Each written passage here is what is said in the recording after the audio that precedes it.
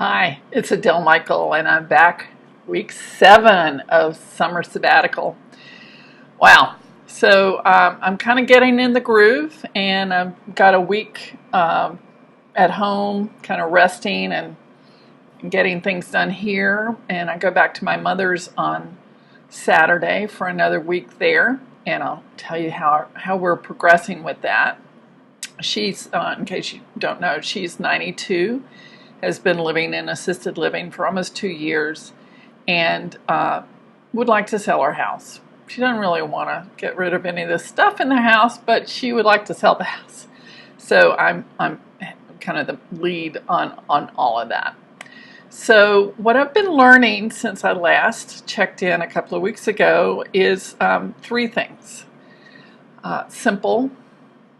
I'm learning how to simplify, like what needs to stay and what needs to go. And that's not only in belongings, like Marie Kondo teaches, but also in my thoughts, in my physical body, and in my emotions. So I've been doing more meditating. I did think, on a sabbatical, I thought, well, I can do more self-care practices. And one of the main one that I do is lying down every afternoon that I can, just to rest my adrenals and rest myself. I often do a lot of reading, and I have some book suggestions for you again this week. And reading helps me stay prone. Otherwise, I'd be up and doing stuff. So I read, and if I can't get that little rest in, I can tell the difference. So that's the main habit that I've been cultivating during the sabbatical. But also, what is it I need? What is it that serves me?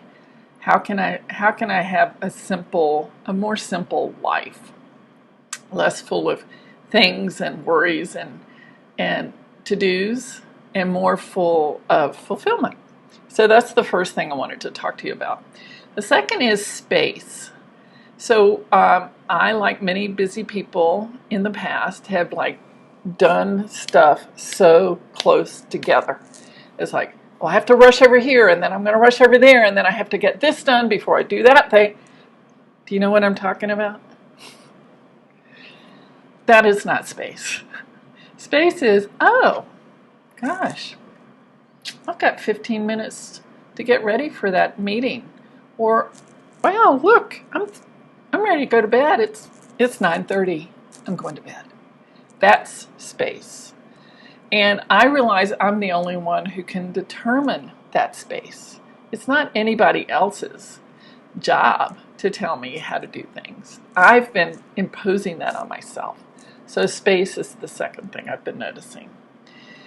And the third thing is sufficiency, as in I am enough. I said last time that that is my shadow of the month. I am enough. So I repeat that to myself every day, and that's really been helpful. Like, how am I enough?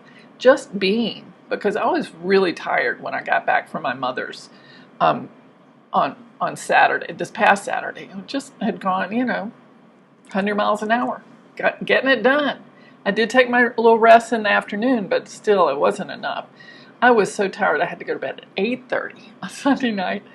And by Tuesday, I was feeling better, but it took a while. So while I was resting, I was like, well, I'm not getting anything done. I'm not contributing to other people. All the stuff that many of us think. And then a friend told me, she said, you're enough just by being you. Like, that doesn't seem like enough, but I'm being with it to see what that's like. So, my questions to you for this week are, how can you create more simple space and sufficiency? I would love for you to let me know. Before I let you go, I've got my book reports and my progress report on my mom's house. So the book reports are Daniel Amon if you don't know Dr. Amon's work, he's a psychiatrist who does SPECT scans. He's the first psychiatrist who ever said, well, let's look at the organ that we're treating. So he does these blood flow scans of the brain, and he writes about what they found. And this is a fabulous book. It's very practical, and it got me thinking, well, maybe I need to get a sleep apnea test, because if you deprive your brain of oxygen during the night, it's not so good for your brain health. And as I said, I spent a lot of time at assisted living with my mom and with her assisted living mates, and some of them are not in very good shape, and most of them are women. So this is a way to add longevity and health to your brain. So getting more rest, fish oil, getting good nutrition, thinking positive thoughts, knowing that you are enough, are all part of his protocol there. So Daniel Amon, Unleash the Power of the Female Brain. The second one I'm reading is The Medical Medium's Liver Rescue. So The Medical Medium is a medical medium, a very interesting story if you're not familiar with his work. Anthony William is his name. He has kind of come on like gangbusters over the last 3 or 4 years. I've read a few of his books, but this one really spoke to me because I've known for a long time that I had liver toxicity because of the dental infection and just living life. But I didn't realize how it pertained to my adrenal fatigue. So it's a big book, a lot of information. I don't agree with everything he says to do, but it's been very good information for me, and kind of put together connected some dots that I didn't know about. So Medical Medium Liver Rescue.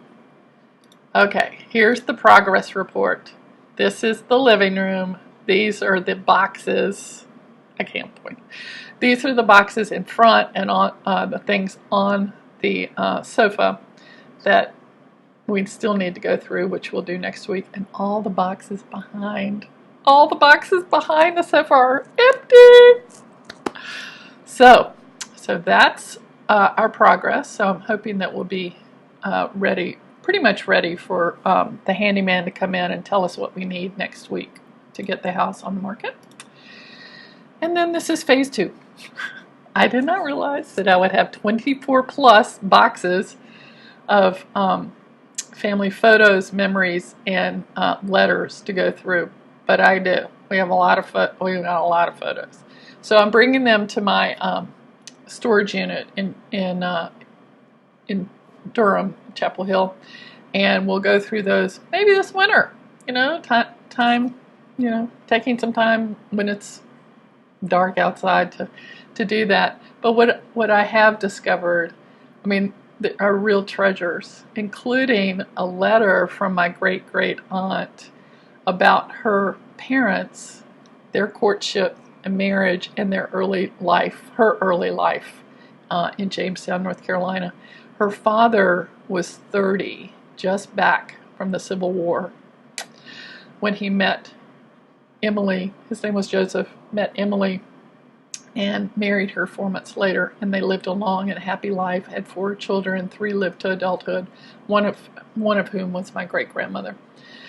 So it's just so touching to have that knowledge of a family member's life. So I'm going to leave you with all that. I'll touch back in next time I'm so moved to do that. And remember, simple space sufficiency. Talk to you next time.